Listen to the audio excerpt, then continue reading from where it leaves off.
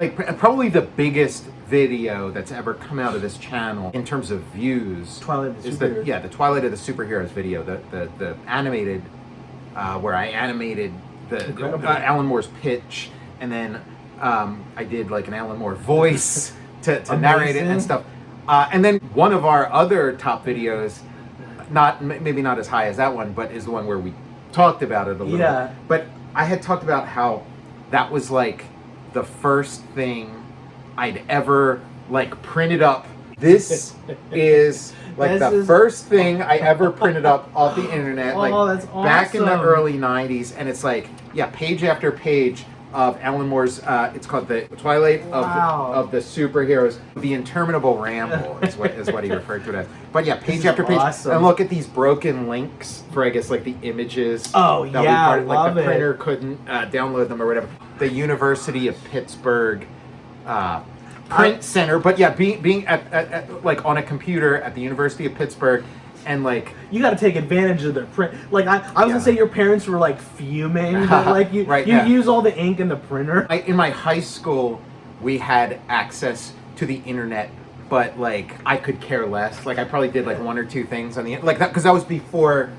That was like Archie and Veronica, or Archie and Veronica, and so like those sort of like text based. That was before like Netscape Navigator and like visual navigation. So this was like top priority. I had to print that up, and I was like obsessed with it. So I found it in among my things. So there's that. I thought that is I amazing. I'd bring that. I'm glad to hold that in my hands. There was one computer class in high school where my buddies and I would just we would call each other the truth typer. Mm-hmm. I'd say I'm the truth typer, and we would just type something mean to them, mm-hmm. and then they would be like, "No, I'm the truth typer." We would see who could come up with a worse burn. This was given to me by somebody at Heroes Con specifically for a Recall Teaks roadshow segment.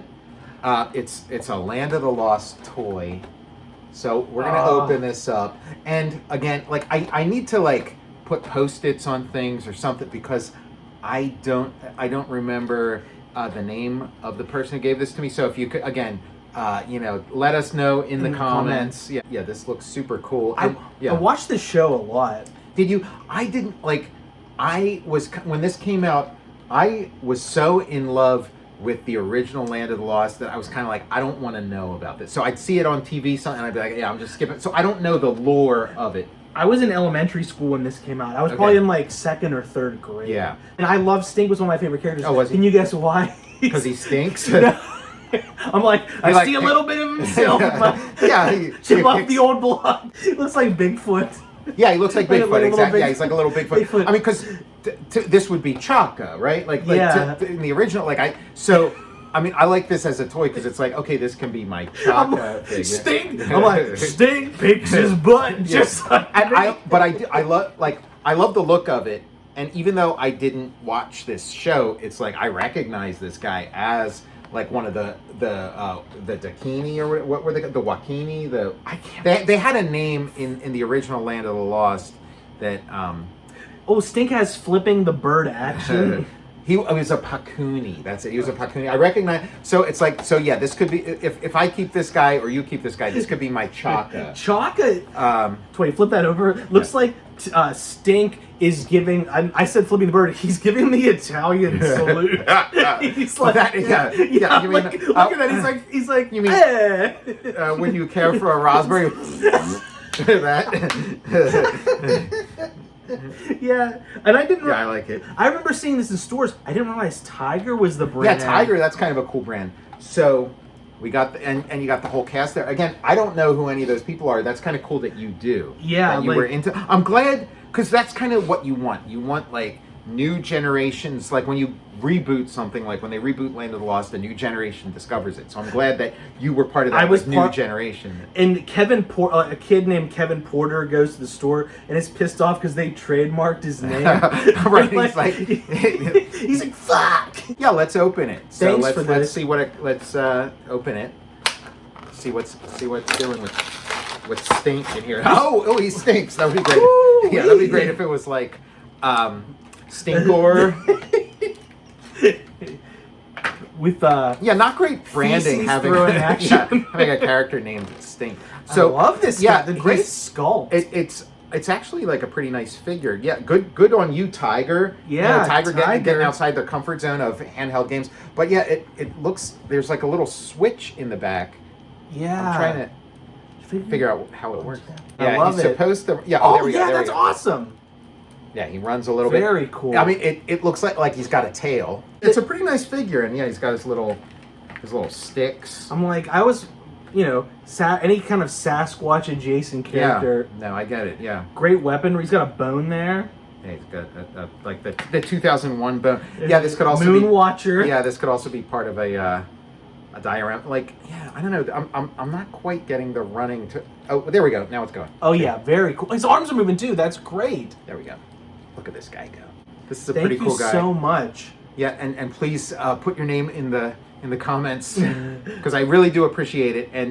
And he had like really nice things to say about the show. So Thank you definitely so appreciate much. Like, it. And so now let's find out how much we devalued this amazing toy. Again, I've never Okay. seen this anywhere. Like, I've been on the lookout. Have you recovered from the Qui-Gon Jinn debacle?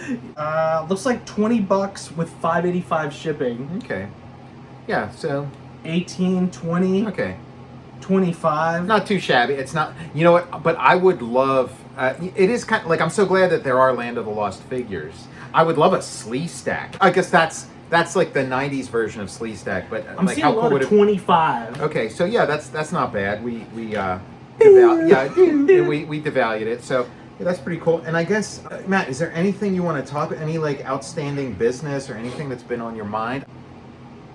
And Joe Dante has been on my mind Oh recently. yeah, And underrated. Oh, like, I love that he has a podcast because I feel like he is kind of You like, told me about that yeah, podcast. lost in the shuffle a little bit. But yeah, so great. You think about some of your favorite movies and shows and things. And I recently, we had covered Gremlins. Yeah, And I watched Small Soldiers. Mhm. I don't know if you ever, have you... I haven't, like, because to me it was like I was so in awe. It was kind of like this. It was kind of like Land of the Lost. I was so in awe of Toy Story that when Small Soldiers came around, I was like, I don't want to know about this. I was thinking completing Joe Dante's Gremlins Small Soldiers trilogy Okay. with like little creatures have been on my mind too, with like Gremlins, Ghoulies. We talked about all Right. Yeah. But that subgenre. subgenre, and had this idea for a Joe Dante-esque thing where aliens, like a Ghoulies or a Gremlins or a creature lands on Earth, and then somebody out in space that's fighting these creatures sends like this robot thing down to Earth. Like they send probes anywhere these things go. Mm-hmm. It lands on Earth, and then when it sees a human, it transforms into like a toy. Mm-hmm. And this toy wants to fight these like creatures. Yeah. And I thought like it would combine Gremlins and Small Soldiers into the final third of the trilogy. Have you ever gotten into the Puppet Master series? Oh yeah. I love a good small thing like being violent. Yeah, because I kind of group Puppet Master with like the Darkman sequels. I feel like that was like a certain year, like, and they'd almost be shelved together at the video store. Whoa, dude! Now we're talking. Now we're talking. That is pretty sweet. It's my Darkman 2 Return of Durant poster. Wow. Now we're talking. Isn't that cool? That is awesome. I got this from the video store when I was... Yeah, I was younger. reading the comics adaptation. I'm kind of on a Darkman binge. I was reading the comics adaptation. I want to read the novelization.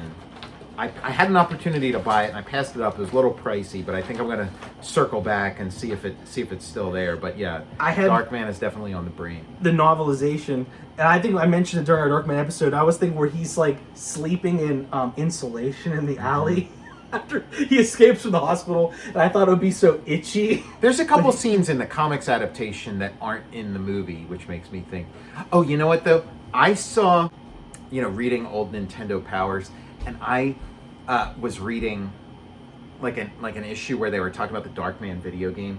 Oh yeah. The Darkman video, again, it's a movie adaptation. During that era, movie adaptation games are almost uniformly bad. There's a couple exceptions, but this I think it might even be an LJN game. Yeah. But I was looking at it, and so like the first level, you're Darkman in the sewers, looks kind of cool. But then for the rest of the game, each level you are disguised as one of the different henchmen, which again follows the plot of the movie. Kind of a cool idea. But if I'm playing a Darkman video game, I want to be running around with the fedora and like the mummy wrap and stuff. But it's only the first level. So the first level you get to be a Darkman that looks like Darkman. The whole rest of the game, you're just random. Like you look like, the characters that like a video game character would be fighting. You don't look, it's what a waste. It's not even like, partway through the level, the disguise starts to melt and then he turns into dark. Like you're never Darkman again. You're fighting the final battle with the bad guy, and you're Larry Drake. That's crazy. Isn't that crazy? And also that's torturous for the player. Yeah, for the kid.